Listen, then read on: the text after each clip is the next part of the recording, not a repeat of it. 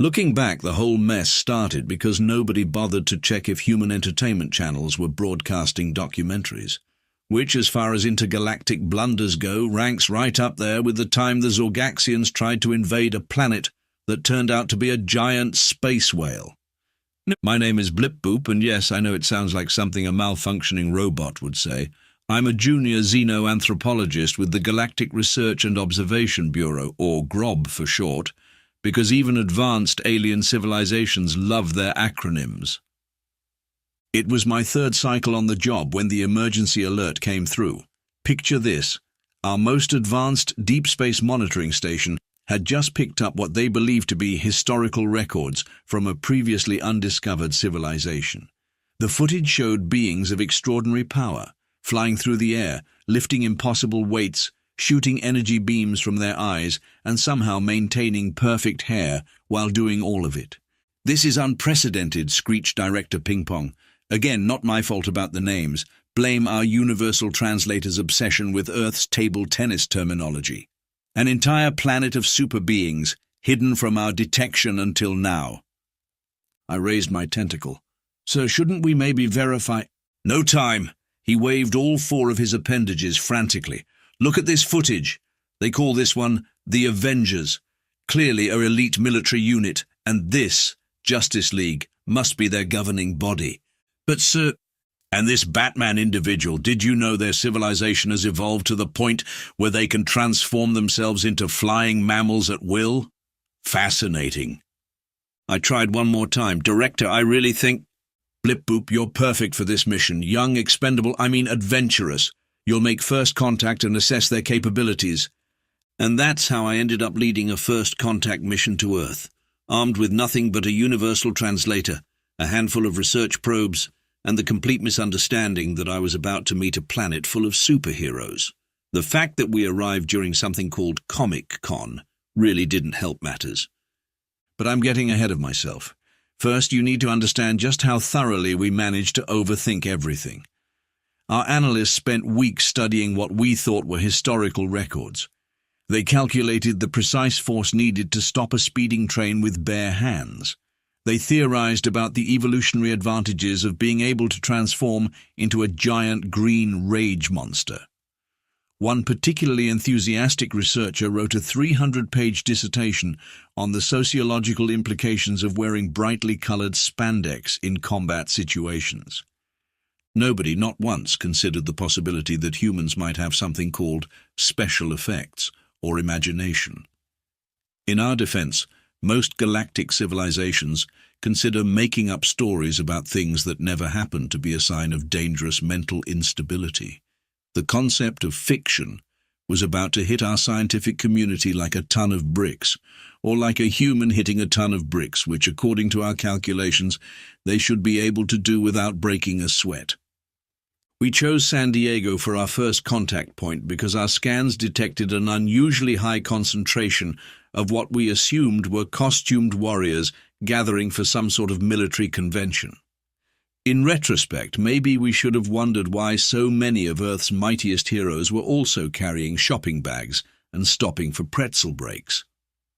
Our ship descended in what we thought was an appropriately dramatic fashion, complete with swirling lights and ominous humming. We'd studied the footage carefully. Earth's heroes seemed to appreciate a good entrance. What we didn't expect was the thunderous applause. "Dude, the effects this year are amazing," someone shouted. "Look at the detail on that spacecraft. Must be for the new Marvel movie." I emerged from our ship in my most formal diplomatic attire, which unfortunately made me look like a cross between a disco ball and a sea anemone. The crowd went wild. Someone asked for my Instagram handle. That's when I spotted him.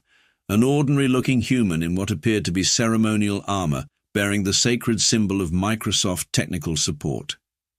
His name badge identified him as Dave Johnson, and he was eating something called a churro while watching us with mild amusement. "Greetings, mighty Earth warrior," I proclaimed, following our carefully prepared script. "We come in peace to study your extraordinary capabilities." Dave choked on his churro. "Excuse me? Your powers, your incredible abilities, we've seen the historical records of your people's achievements." "My what now?" By this point, a crowd had gathered, phones recording everything. Director Ping Pong, monitoring from orbit, was becoming increasingly agitated in my earpiece. "Ask about their weather resistance," he squawked. "The records show they can survive in temperatures ranging from what they call sweater weather to pretty warm." I cleared my throat. "Brave warrior, how do you endure your planet's harsh conditions? Our records show your people casually existing in temperatures that would liquefy most species." Dave looked at his churro, then back at me. "You mean like air conditioning?" "Incredible!" screamed Ping Pong in my ear. "They've developed personal temperature manipulation fields and given them a deceptively simple name. Brilliant tactical thinking."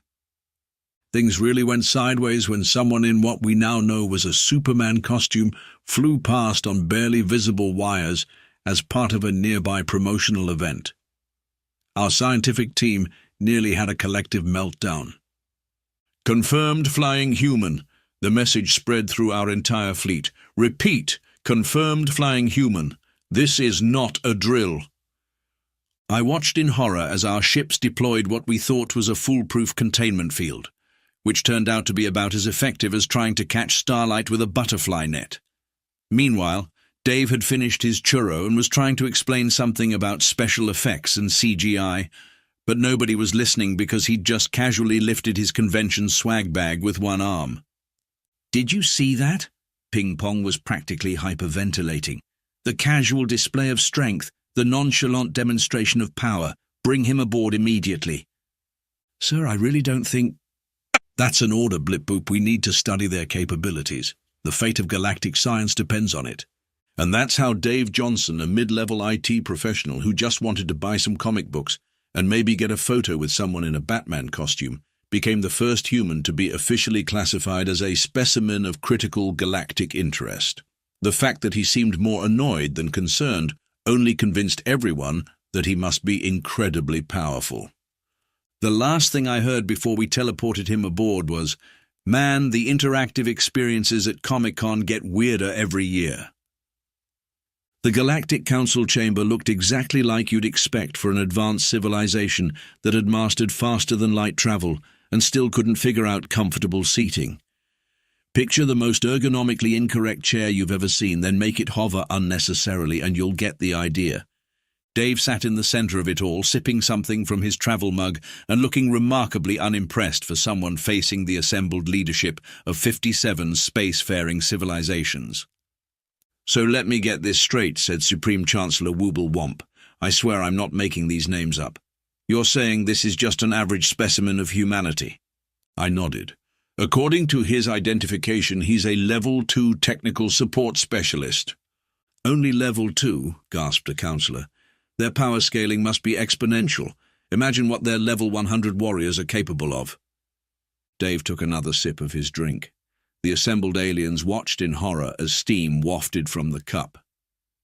"By the cosmic void!" shrieked one of the scientific observers.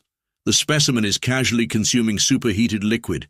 Internal temperature readings suggest it would scald most known life forms." "It's just coffee," Dave said. "Coffee!" The word rippled through the chamber like a revelation. "They've weaponized their beverages. No wonder they're so powerful." The next few hours consisted of increasingly bizarre attempts to scientifically quantify human capabilities. They made Dave do jumping jacks, which somehow led to a heated debate about Earth's gravity being suspiciously normal. They monitored his vital signs during what they called extreme temperature exposure, which was really just standing in a room at 72 degrees Fahrenheit. 3 different xenobiologists fainted when Dave explained that humans regularly survived in temperatures both above and below that range. Then came the psychological assessment. "Specimen," began the chief researcher, "please demonstrate your species' legendary psychological warfare technique known as the dad joke." Dave grinned. I tried to stop him, I really did. "What do you call a fake noodle, an imposter?" The council chamber erupted in chaos. Several members demanded immediate military action, convinced this was some sort of cognitive attack. 2 researchers began drafting a paper on human psychological resilience, theorizing that only a species of immense mental fortitude could develop immunity to such weapons. One counsellor actually laughed, but was quickly escorted out for psychological evaluation. "And you say these dad jokes are commonly deployed among your people?" The Supreme Chancellor leaned forward, gripping their hover throne with all three hands. "Oh yeah, all the time. Want to hear another one?" Silence. Director Ping Pong had finally arrived, bursting into the chamber with his tentacles all tangled up in what I can only describe as bureaucratic panic. "Supreme Chancellor, we've made a breakthrough in our analysis of human capabilities." He activated a hollow projector, displaying what appeared to be footage from Earth's entertainment channels. "Observe, their young are trained from an early age to harness incredible powers. This educational series called SpongeBob SquarePants clearly demonstrates their ability to survive underwater without equipment." Dave put his head in his hands. "That's a cart." "And this documentary called Dragon Ball Z shows their advanced energy projection capabilities. That's not... Their resistance to harm is extraordinary. In this historical record called Tom and Jerry, they regularly survive impacts that would atomize most life forms." I watched Dave's expression shift from amusement to disbelief to something approaching pity. He raised his hand like a student in class, which caused several security officers to activate their shields. "You guys know those are just a..." But before he could finish, the council chamber's emergency alarms began blaring. On the main view screen, a message flashed in urgent red. "Alert! Human entertainment signal detected. Title: Florida Man Stories." The color drained from every alien face in the room. Even Dave winced. The Florida Man incident, as it came to be known in galactic records, triggered a complete re-evaluation of everything we thought we knew about humans. Mainly because while the council was busy panicking about these allegedly true stories, Dave took the opportunity to explain what movies actually were. "So let me make sure I understand this correctly," said Supreme Chancellor Wooblewomp, who had required 3 separate anti-anxiety treatments during Dave's explanation. "You're saying that humans intentionally create false records of impossible events or for entertainment?" "Yeah, we call it fiction, stories." The council chamber fell silent, the kind of silence that usually precedes either a profound scientific breakthrough or a complete mental breakdown. We got both. "Lies!" shrieked a councillor from the back. "If their powers aren't real, explain how they survive eating capsaicin for pleasure." Dave blinked. "You mean hot sauce?" Right on cue, another emergency message flashed across the screens. "Update. Human specimen observed consuming lunch in containment area. Subject voluntarily adding chemical weapons to food." The security feed showed Dave's abandoned lunch in his holding cell, a simple chicken sandwich to which he'd added something called sriracha. 3 hazmat teams had already been dispatched. "Well," Dave shrugged, "some of us just like spicy food. And how do you explain their survival in regions experiencing regular temperature inversions?" demanded another councillor. "Our probes show humans voluntarily exposing themselves to frozen water crystals falling from the sky." "You mean snow? We build snowmen. It's fun." "Fun?" The word echoed through the chamber like a blasphemy. They expose themselves to lethal environmental conditions for enjoyment? That's when things got really interesting, because while the council was trying to process the concept of recreational freezing, Dave did something that accidentally proved humans were even more remarkable than we'd originally thought.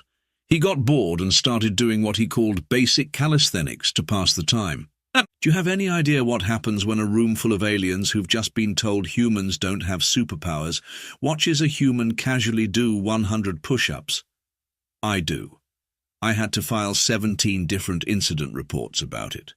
But you said the entertainment records were false, stuttered Director Ping Pong, all 4 tentacles pointing accusingly at Dave, who was now doing pull-ups using a piece of supposedly load-bearing architecture. "They are," Dave grunted, not even breaking a sweat. "This is just staying in shape." A new theory began to spread through the council chamber, gaining momentum like a runaway spacecraft. Clearly, humans were engaged in an elaborate deception. They had invented this concept of fiction to hide their true capabilities. These movies were a smokescreen, making their actual powers seem so outlandish that no one would believe they were real. "Of course," exclaimed the Supreme Chancellor. "It's brilliant.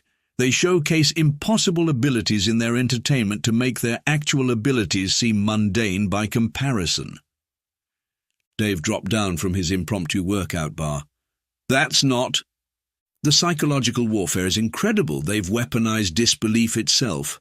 I'm really just... Quick, someone check if he's secretly radioactive, or able to communicate with spiders, or both." I watched Dave's face go through several fascinating expressions before settling on something between amusement and resignation. He walked over to me while the council devolved into increasingly wild speculations. "They're not going to believe anything I say now, are they?" I shook my head. "To be fair, you did just demonstrate remarkable physical capabilities immediately after telling us humans don't have remarkable physical capabilities. It was just a workout. Yes, and according to our records, you did it in gravity that should have liquefied your bones." Dave opened his mouth to argue, then closed it again as the implications sank in.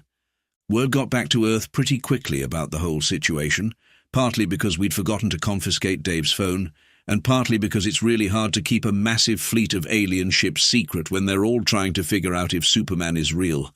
The human response was not what we expected. "Let me get this straight," said the United Nations representative, fighting back what I now know was laughter. "Your entire galactic civilization thinks we're secretly superheroes?" "More or less," I admitted, "though after the workout incident, they're convinced you're hiding your true capabilities behind an elaborate facade of normalcy." The humans in the room exchanged looks that I would soon learn to recognize as the "should we tell them the truth or mess with them" expression. Humanity, it turns out, has a remarkable capacity for collective mischief. They chose option B. "Well," said Dave, who had somehow been appointed humanity's unofficial ambassador by virtue of being the first human to do push-ups in front of the council, "if you really want to understand our capabilities, maybe we should arrange a demonstration." That's how I ended up documenting what the council believed was a display of humanity's secret training protocols, but was actually just a regular day at something called Planet Fitness. "Observe," Dave announced to the assembled alien scientists, "as these humans demonstrate their mastery over gravity itself." He gestured to a woman doing deadlifts. 3 xenophysicists fainted. "Behold as they bend metal to their will with minimal effort." A guy was loading plates onto a bench press, and the council's threat assessment team had to be sedated. Witness their endurance against extreme conditions. Someone was in the sauna. Director Ping Pong started stress molting. The humans, I have to admit, played their parts perfectly. They acted like everything was completely normal, which somehow made it all seem even more impressive. Someone doing jumping jacks became atmospheric displacement training. The water fountain was renamed Rapid Molecular Hydration Enhancement. A guy trying to open his locker became Precision Mechanical Manipulation. The council was particularly fascinated by something called yoga. "They can alter their skeletal structure at will," whispered one observer in awe, watching a basic forward bend. No, argued another, "they're clearly manipulating local space-time to increase their flexibility." Meanwhile, the room full of humans doing downward dog was trying very hard not to laugh and ruin the whole thing. But the real kicker came when one of our more enthusiastic researchers discovered something called competitive eating contests. "They can unhinge their jaws like terrestrial snakes." The report caused widespread panic, and they do it for sport. By the end of the day, the Galactic Council had officially classified Earth as a Class X civilization, a designation previously reserved for theoretical godlike beings who could reshape reality at will. All because Dave had convinced them that protein shakes were power-dampening nutrient suppressors designed to keep humans from accidentally destroying buildings when they sneezed. "This is getting a bit out of hand," I told him as we watched the council frantically updating their defensive protocols. Dave shrugged, sipping his allegedly reality-warping protein shake. "Maybe, but you have to admit, it's funny." "They're preparing planetary shields against your dad jokes? Now that's just good planning." The truth finally came out because of a paper cut. Isn't that always the way? Great civilizations fall, mighty empires crumble, and galactic misconceptions get cleared up because somebody didn't respect the deadly capabilities of processed tree pulp. There we were in the middle of another demonstration of human capabilities. Dave had somehow convinced the council that Microsoft Excel was actually a sophisticated reality calculation matrix that humans use to organize their vast powers. He was in the middle of explaining how pivot tables were really a form of dimensional manipulation when it happened. "Ow, dang it," he muttered, sucking his finger after the freshly printed spreadsheet got its revenge. The room went silent. The kind of silence that usually precedes either a profound revelation or a complete nervous breakdown. We got both. "They can be wounded by paper," screeched Director Ping Pong, all four tentacles gesticulating wildly. "Ordinary, non-weaponized paper." "Well, yeah," Dave said, rummaging through his wallet for a band-aid. "Paper cuts hurt like hell, actually. You could practically hear the sound of hundreds of alien minds short-circuiting simultaneously. Every alien in the room struggled to process this new information. Here was their supposedly invincible human specimen brought low by processed tree pulp. But, the Supreme Chancellor sputtered, their hover throne actually dropping a few inches in shock. "We've seen you survive extreme temperatures. I mean, yeah, humans are pretty adaptable. We're not invincible or anything. You consume caustic substances for pleasure. Hot sauce isn't that bad once you get used to it, though Dave's insanity sauce was probably a mistake. You deliberately expose yourself to solar radiation for cosmetic purposes. Okay, maybe tanning isn't the best example of good decision-making. You survived a full Earth week on nothing but something called instant ramen during your college years. That's actually a fair point. That's when it hit me. Looking around at my fellow aliens having collective existential crises, I finally understood what made humans truly remarkable. It wasn't that they were invulnerable. It was that they were vulnerable and went ahead and did amazing things anyway. "Wait a minute," I said, rushing to the central console and pulling up our original research data. "Everyone needs to see this. Look at their planet's specifications." The council gathered around the holographic display of Earth's vital statistics: gravity, atmospheric composition, radiation levels, temperature variations, biological hazards. The numbers started painting a picture that none of us had noticed before, too caught up in our superhero theories to see the obvious truth. This can't be right," whispered one of the scientists, all three of their mouths hanging open. "According to these readings, Earth is a death world," I finished. "By our standards, humans evolved on a death world." The room erupted in chaos again, but this time with a different flavor of panic. Because if Earth was a death world, and humans considered it normal— "You mean to tell me," Director Ping Pong said slowly, his tentacles actually tying themselves in knots, "that your species developed on a planet with such extreme conditions that you had to become like this just to survive?" Dave shrugged, still dealing with his paper cut. "I guess. We just call it Earth. Though, to be fair, Australia does seem like it was designed by someone with a grudge against life itself." "And you really don't have superpowers?" "Nope, just regular old human adaptation and opposable thumbs. Those are pretty neat. But the movies are our way of imagining being even cooler than we already are. Plus, Christopher Nolan really knows how to frame a shot." The council spent the next several hours recalculating everything they thought they knew about human capabilities. Turns out, when you adjust for the fact that Earth is technically a death world, a lot of things started making sense: the environmental adaptability, the physical resilience, the ability to eat nearly anything, the tendency to treat deadly serious situations as amusing inconveniences. Humanity wasn't a species of superheroes hiding their powers. They were the end result of evolving on a planet that tried really hard to kill them, and failed spectacularly.